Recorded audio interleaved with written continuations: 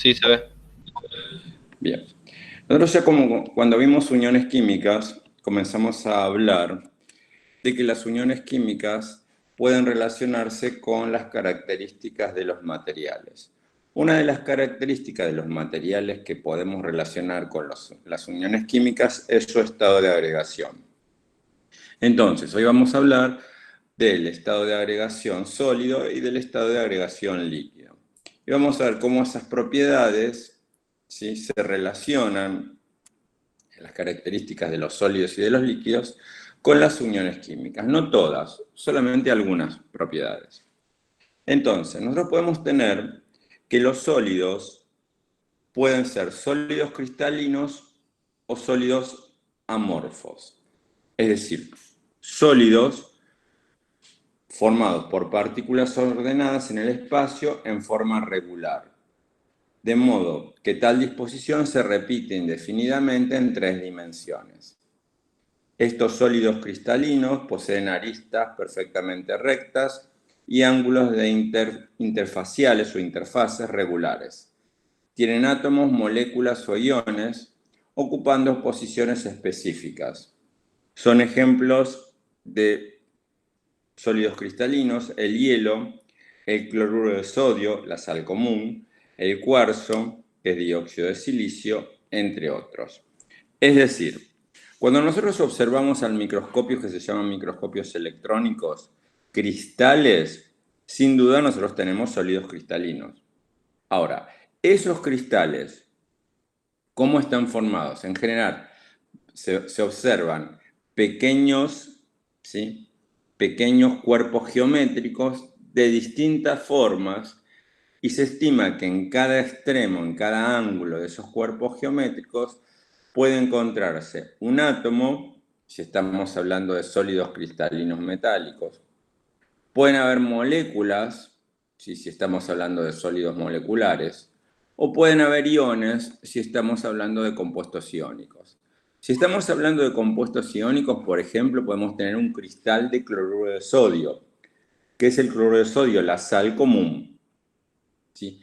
¿Todas las sales son cloruro de sodio? No.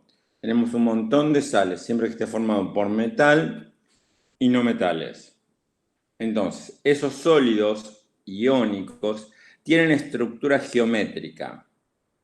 La cristalografía lo que estudia son las formas de los cristales, en general minerales. Entonces, cuando uno estudia mineralogía, ¿sí?, especialidad que estudian los geólogos, lo que hacen es estudiar con microscopios las formas de los cristales de los materiales. Y en general los materiales que se encuentran como minerales en la corteza terrestre. También hay sólidos amorfos, es decir, sólidos que en su estructura uno no puede observar y determinar cristales. Estas partículas se distribuyen irregularmente en el espacio. Poseen aristas y curvas y ángulos interfaciales irregulares. Son ejemplos la goma, algunos plásticos, el azufre amorfo y el vidrio. Cuando se observan al microscopio, uno lo que no ve, no puede identificar, son estructuras geométricas regulares, ¿sí? Clásicos, si yo tengo, por ejemplo, jabón, ¿sí?, o tengo goma, ¿sí?, en estos casos hay estructuras, hay sólidos, pero esas estructuras no pueden determinarse específicamente. En los sólidos cristalinos se habla de celda unitaria. La celda unitaria es la unidad estructural de repetición básica de un sólido cristalino, lo que les acabo de decir. El orden característico de los sólidos cristalinos, ¿sí?, hace que estén construidos por apilamiento de bloques idénticos que construyen el sólido. Es decir, no voy a ver la celda unitaria perfectamente, voy a ver la superposición de celdas unitarias que va a tener una estructura geométrica. Existen varias formas para seleccionar este patrón de repetición llamado celda unitaria. Los sólidos cristalinos como el cloruro de sodio son anisotrópicos. Esto significa que sus propiedades físicas, tales como la resistencia mecánica, índice de refracción, conductividad eléctrica, varían según la dirección en que se midan. Los sólidos amorfos Al igual que los líquidos y los gases, son isotrópicos, es decir, sus propiedades son iguales en todas las direcciones. ¿Por qué es importante esto de anisotropía, ¿sí? O isotropía?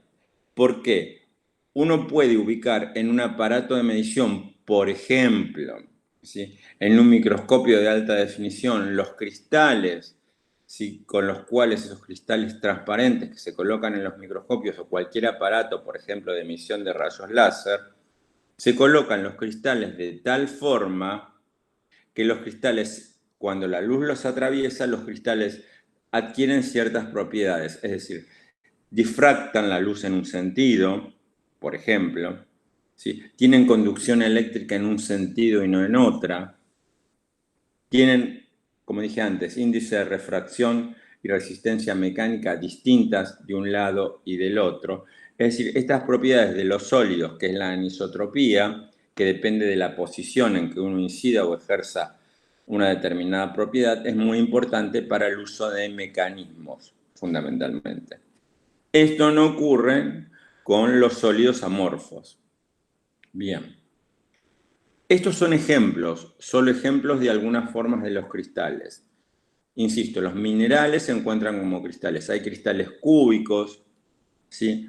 Hay centrada en un cuerpo, centrada en las caras, distintas formas de cristales. No vamos a ver nosotros la forma de los cristales, es solamente a nivel informativo. Para que tengan idea que cuando lean un instructivo o un material y digan está formado por cristales, por ejemplo, de hematita, ferrita, ¿sí? Calcita, etc., esos materiales van a estar asociados a una celda cristalina. En la tabla periódica, en algunas tablas periódicas, se ve la estructura cristalina de los materiales, se indica la estructura cristalina, mejor dicho. Características de los sólidos cristalinos. En la tabla 1 se observa la caracterización de los diferentes sólidos. Tipos de sólidos cristalinos, dijimos hay cristales iónicos, dijimos que los cristales iónicos, los puntos de entrecruzamiento, sí, están formados por iones, que son los cationes y los aniones, y que se mantienen unidos por atracción electrostática. Son duros, punto de fusión alto, son malos conductores del calor y la electricidad en estado sólido. Estas propiedades, reitero, estas de cristales sólidos, ténganla muy presente, ¿sí? Porque esto sí lo van a tener que relacionar con la tabla periódica, ¿sí? Y con las uniones químicas. Si nosotros les decimos, por ejemplo, le preguntamos, el cloruro de sodio, ¿sí? Que es un cristal iónico, o el cloruro de sodio que forma uniones iónicas, ¿qué características tienen? O si les preguntamos, dadas estas características, ¿usted puede asegurar que hablamos de cristales iónicos o de cristales covalentes? Esto ténganlo presente, esto es importante. Cristales covalentes, sigo. Los sólidos con ordenamiento tridimensional en el que existen enlaces covalentes entre todas las unidades estructurales. Los puntos de entrecruzamiento están ocupados por átomos unidos por enlaces covalentes en redes tridimensionales, bidimensionales, láminas o monodimensionales, cadenas, aunque solo las primeras componen sólidos puramente covalentes. Los sólidos covalentes tridimensionales tienen elevados puntos de fusión y ebullición por las fuerzas extremadamente fuertes que los unen. En los bi y monodireccionales, las láminas o cadenas se atraen por fuerzas de Van der Waals. Son duros, punto de fusión alto, son malos conductores del calor y electricidad. Nuevamente, algunas propiedades de los sólidos que tienen que tener en cuenta, ¿sí? En este caso, de los sólidos que hablamos como sólidos covalentes. Y ahí tienen ejemplo de sólidos covalentes. ¿Cuáles? El carbono, el grafito y el diamante, ¿sí? Fíjense que la estructura, esos son, ¿sí?, esquemas de cómo se verían pequeños trozos de grafito que son laminares y pequeños trozos de diamante que tienen una estructura, ¿sí?, tetraédrica, ¿sí?, mejor dicho, tridimensional más que tetraédrica. Cristales moleculares. Los sólidos formados por moléculas que se mantienen unidas entre sí mediante fuerzas intermoleculares. Los puntos de entrecruzamiento están formados por moléculas. Se mantienen unidos por fuerzas intermoleculares. Son sólidos formados por moléculas covalentes discretas, como el agua, el yodo, o por átomos como en los gases nobles en estado sólido, unidos mediante fuerzas de Van der Waals. Recuerden que cuando nosotros tenemos un gas, ¿sí? Por ejemplo, como los gases nobles, helio, neón, argón, criptón, radón, y si lo enfriamos y lo comprimimos, lo podemos tener en estado sólido. Es rarísimo porque hay que bajar muchísimo la temperatura. Las fuerzas que actúan en esos casos son fuerzas débiles. Esas fuerzas se llaman de Van der Waals. Son sólidos blandos, con punto de fusión bajo, son malos conductores del calor y de la electricidad. Estamos hablando de los sólidos cristales moleculares. Vamos a los cristales metálicos, a los sólidos metálicos. Los metales y las aleaciones son sistemas sólidos integrados por átomos unidos por fuerzas de enlace. Los puntos de entrecruzamiento están formados por átomos de metal. Se mantienen unidos por enlaces metálicos. Una estructura encontrada a menudo en los metales es el llamado empaquetamiento compacto, que es aquel en el que los átomos ocupan el volumen total más pequeño, dejando un mínimo espacio vacío. Eso es la definición de empaquetamiento compacto. Son de blandos a duros, con puntos de fusión bajos a altos. Son buenos conductores del calor y la electricidad. Y eso representaría una estructura compacta de un sólido. Cada uno de esos puntos o esferas representa un átomo del sólido. Y ahí tienen las características en la tabla 2 de los diferentes tipos de cristales con sus propiedades más importantes. Recuerden que cuando hablamos de cristales sólidos hablamos de sólidos moleculares, de red covalente y metálicos. Aquí tienen los tipos de enlace, este es un cuadro que sintetiza lo que acabo de decir.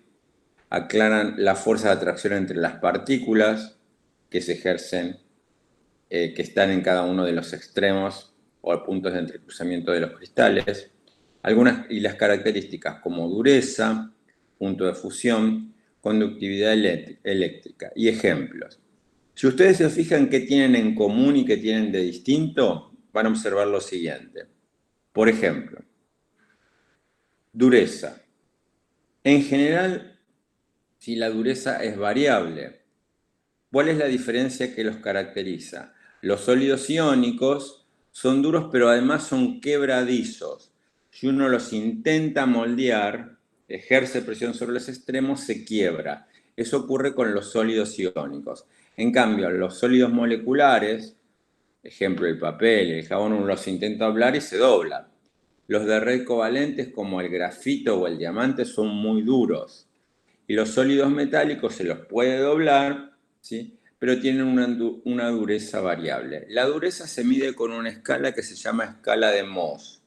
¿Sí? Si la buscan, la escala de Mohs compara los elementos más duros a menos duros. El más duro es el diamante, el menos duro es el talco. Entonces se va rayando un material con otro y se determina una escala de dureza. Uno puede tener una escala de dureza de los distintos materiales. Es una escala cualitativa. La dureza no se mide. Se mide por una escala cualitativa. Los puntos de fusión. Recuerden que el punto de fusión es la temperatura a la cual un sólido pasa a estado líquido. Punto de fusión, se funde. Fíjense que algunos son, dice, de bajos a medios. Esta no es una característica que los defina, porque yo puedo tener metales con medios o altos puntos de fusión, 200 a 1000 grados, y compuestos iónicos de la misma manera. Lo que sí sabemos es que los sólidos moleculares tienen bajos puntos de fusión. Eso sí lo podemos asegurar, a diferencia de los demás. Y una de las características que sí los separa netamente es la conductividad eléctrica. Los compuestos metálicos tienen una alta conductividad eléctrica, son buenos conductores de la electricidad, a diferencia de los compuestos moleculares, y los compuestos iónicos son solo conductores de la corriente eléctrica cuando están disueltos en agua o fundidos. Bien, tengo un poquito acá, antes de pasar al estado líquido. Con respecto a